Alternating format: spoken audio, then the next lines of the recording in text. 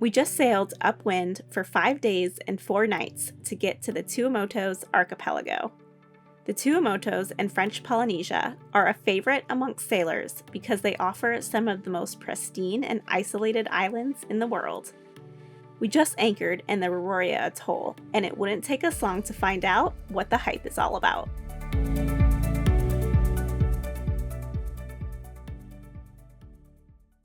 As we sail further and further from the United States, we hear less and less English spoken. Whether we're walking around in a local village or hanging out on the beach with fellow sailors, we're surrounded by a diversity of languages. Knowing just even a little bit of French here in French Polynesia goes a long way for opening opportunities and conversations with the friendly local people. To learn French, we've decided to use Babbel, which is one of the top language learning apps in the world. And we're really impressed about the progress we've made so far, even though we're just using the app for a few minutes each day on our phone. Yes, you want? Non, c'est juste là, derrière la pharmacie. Oh, cool. Et habitat en Bastion Café. Et à côté d'un parc, la chance. Right now, Babbel is offering 60% off your subscription during their New Year's sale. Just click the link in the description below. And feel free to drop us a comment and let us know what language you'd like to learn this year and why. All right, well, we just got the anchor down and Gary Quick jumped in. He's gonna take a look around. There's a lot of coral heads, but I'm pretty sure he just wanted to get in this water because it's absolutely beautiful. We're gonna eat breakfast, rest a little bit, and then go show you guys this beautiful place. The Tuamotus are the largest chain of atolls in the world. An atoll is a ring-shaped island consisting of a coral rim encircling a lagoon. The rich warm waters inside the lagoons are home to an abundance of marine life. These black-tip reef sharks swimming next to One Life were inviting us to go for a swim.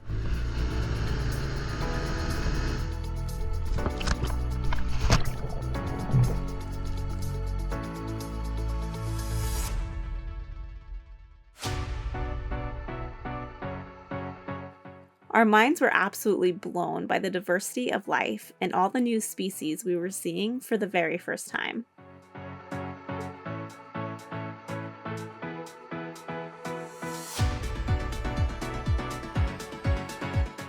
But the Tuamotus aren't just amazing underwater.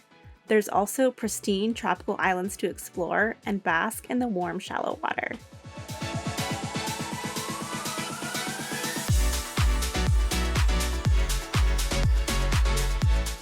We spent the afternoon with friends at the beach and watching these nurse sharks cruise on by. And when we were on our way back home, we were greeted with yet another magical sight.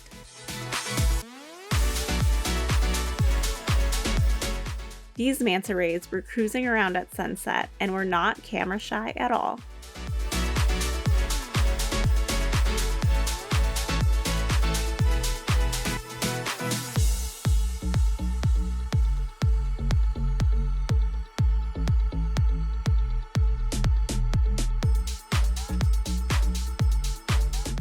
I just got out of the water from swimming with manta rays. It's incredible here.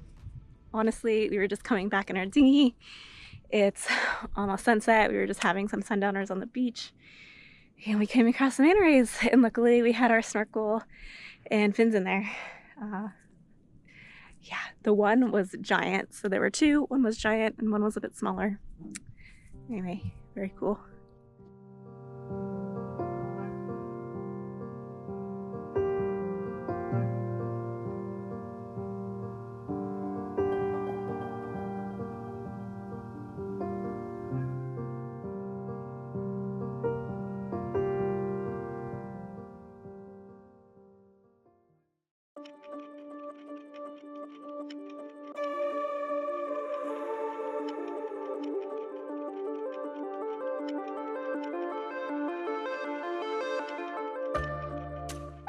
Well, today we've just been motoring our way across the Roroya atoll. We're going to another anchorage that's about 9 miles away from where we've been for the last few days. We spent the last few days just taking it real easy, hanging out on the beach, playing with some water sports, and really doing a whole lot of nothing, which was great. It's exactly what we needed after so many months now of hard sailing and boat work and everything else, it was exactly the week of rest that we needed. But we've just been dodging bommies, so in the middle of this atoll, there are patch coral reefs that come all the way up from the bottom, which can be close to 100 feet deep, but these patch reefs come all the way up, and some of them even break the surface at low tide. And they're just kind of randomly scattered throughout the atoll, so anytime you're moving inside the atoll, you've got to be paying real good attention and kind of weave between all these coral heads because they are boat wreckers for sure. So there's no moving around here at night. You need good light and somebody paying real good attention at all times.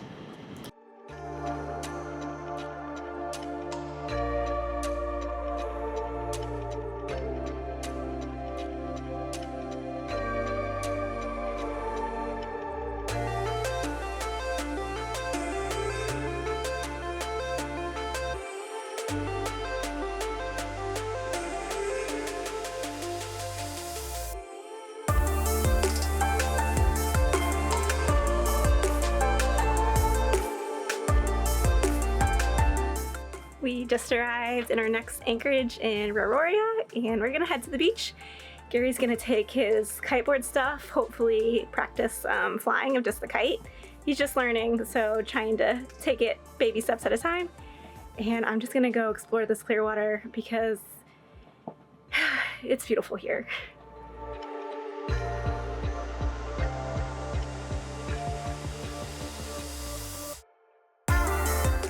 With wide open flat waters, steady trade winds, and sandbars everywhere you look, Gary thought this would be the perfect spot to try kiteboarding for the first time. Most people would probably take lessons for this, but since he's an engineer, he thinks he knows everything.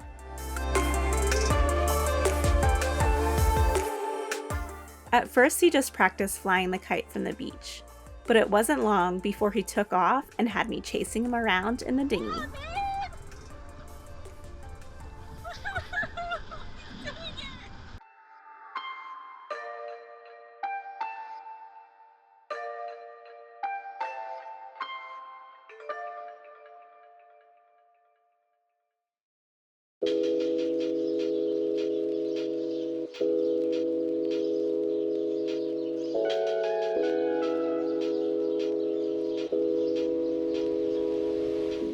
In the morning, we headed over to one particular island, or Motu as they are called here.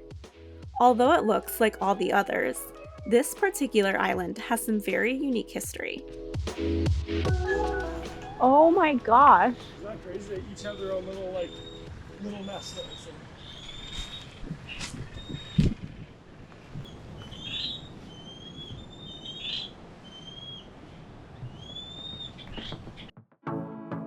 The monument in the middle of the island marks the landing site of the Kon-Tiki expedition. Over 75 years ago, a Norwegian adventurer, Thor Heyerdahl, in an attempt to prove Polynesia was first settled by South Americans, drifted on a raft across the Pacific Ocean. The raft made landfall here in this exact site on the reef of Aurora. The story was later made into a feature-length film in 2012.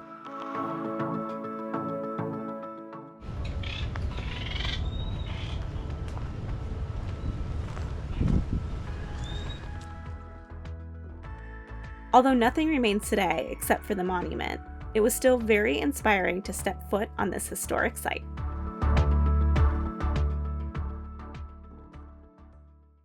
Good morning. It is almost 8 a.m. and we're getting ready to pull the anchor here in Aurora. We spent one day at the other anchorage and it was really nice. Gary was able to do some kiteboarding and he finally got up on a board, which is amazing since he's just learning. And yeah, we're gonna set sail 150 miles to Tahaa, and I'm pretty excited because we are meeting our friends Ed and Natalie there, and we haven't seen them since Colombia. So super stoked to hook back up with them, even though it for probably only a week or so, but that's okay. Excited to see them again. So we're gonna time this cut at slack tide. That is a bit tricky, the sailing around here, because you have to time your exits and entries with the slack tide. And hopefully it'll only take us 24 hours because we need to try to enter Tahaa at this time tomorrow morning. Ready, Gary?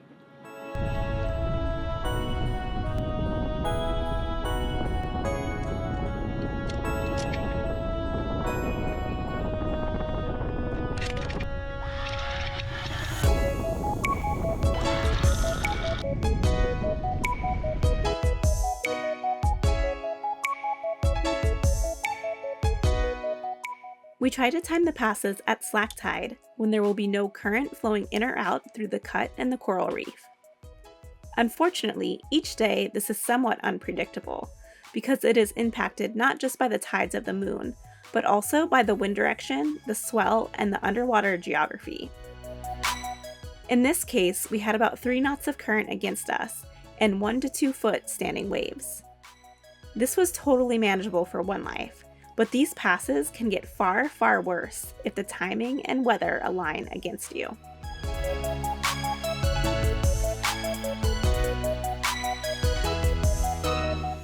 Once out into the deep blue, we got to work setting up the whisker pole for our downwind run.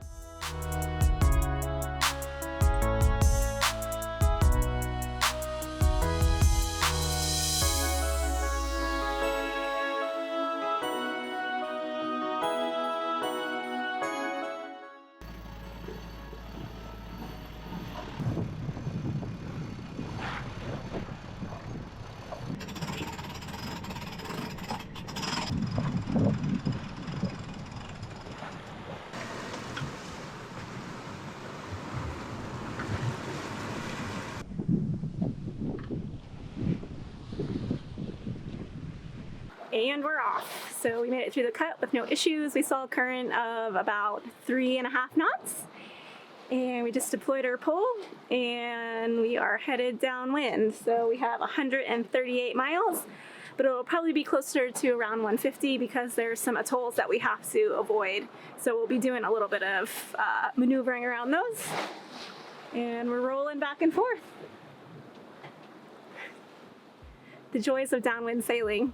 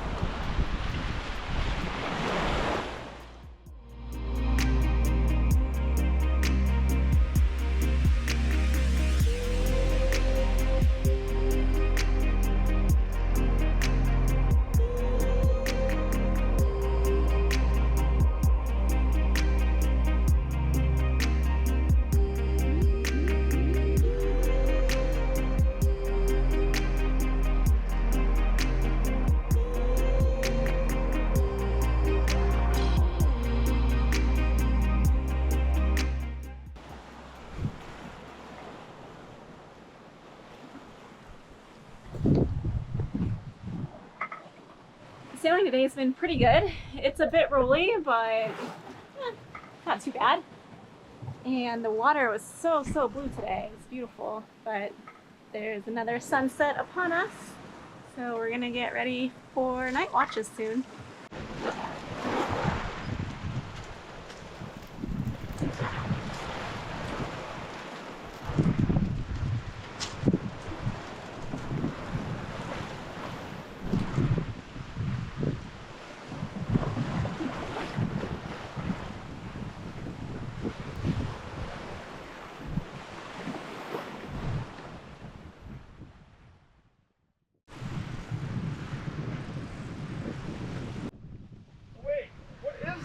What is it? It's like that thing Max caught at night. Yeah. Fucking terrifying. It's got big teeth. What do you want? D-hookers in the cockpit. What is that is that? I have no idea. It's so skinny and disgusting looking. That brought a little excitement to our evening. Are you reeling them in now? All right, back to watching the stars.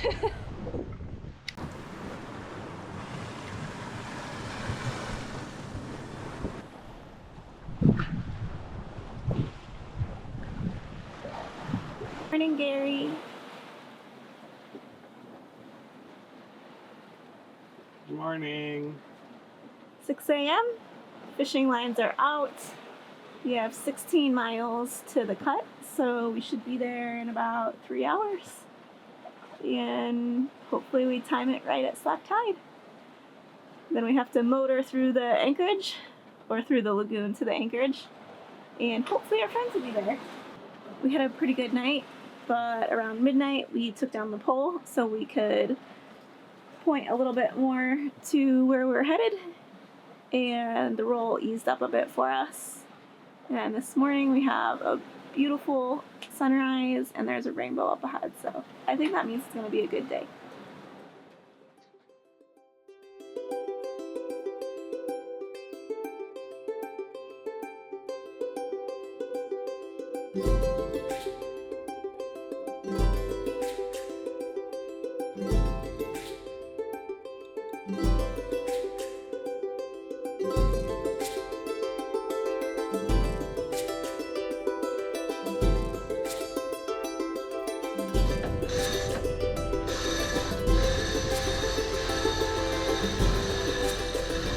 Whirled in our genoa and fired up the motor to navigate through the pass into the Tahaa atoll.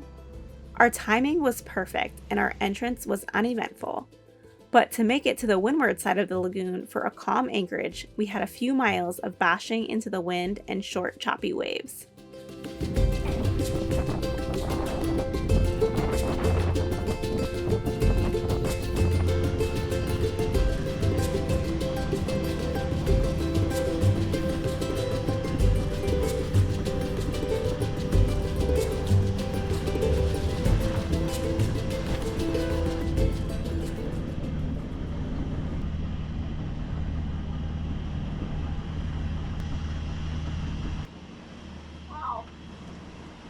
Well, we just exploded a block for the first time ever.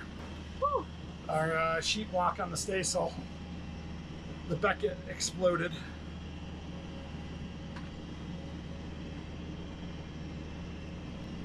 So, staysail's out of commission for right now until we figure out how to fix that. It's blowing like 25 knots in here and we're bashing our way over to the anchorage, and we were just going along, taking waves over the bow, and then all of a sudden it just snaps. It's crazy. Wow. Gary got it quickly under control though. He's a boss.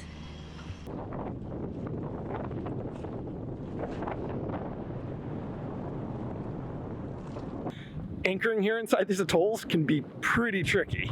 There's tons of space, but the bottom is completely scattered with bommies, which are coral heads.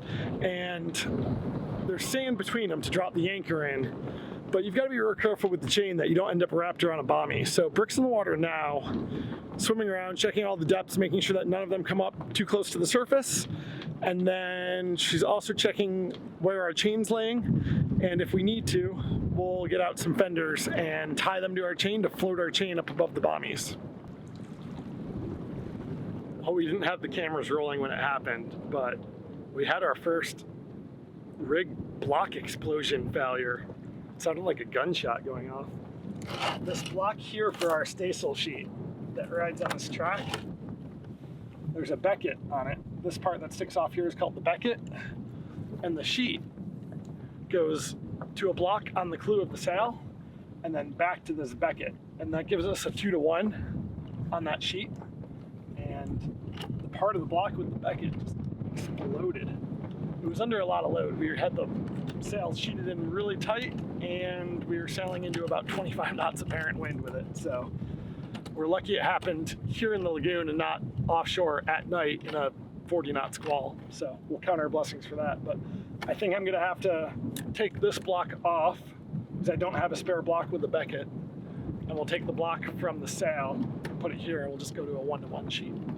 I quickly just tied the sail tight because with no sheet on it, there's nothing to hold it from unfurling. So I quickly just grabbed some line and tied a loop around it here to keep the sail together while we were motoring the rest of the way in. Should we play Peppers now? Through the Kaler? Yeah, do it. This is how we welcome our friends.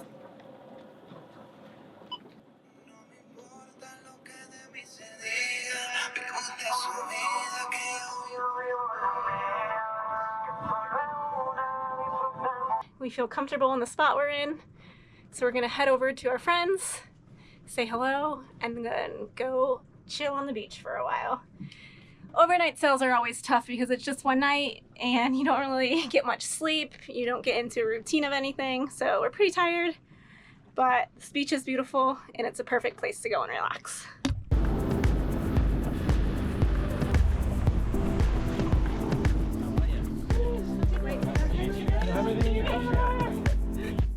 We jumped right into our normal shenanigans with our old friends, and after a few drinks, a really bad idea was hatched for what to do with an old fish carcass from a fish they had caught on the way here. Oh, yeah.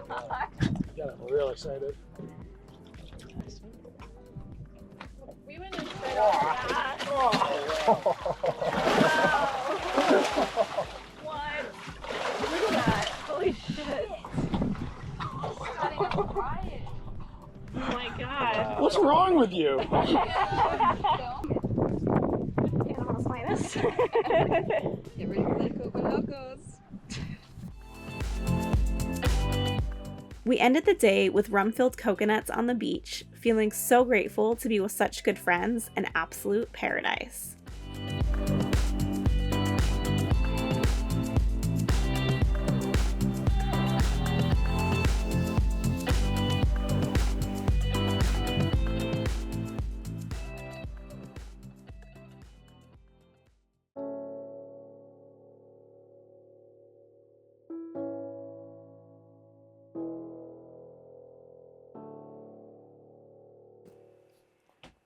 With no external distractions, we were able to spend our days fully enjoying the untouched beauty of the atoll, a rare opportunity to be able to connect with nature, each other, and really appreciate the simplicity of sailing life.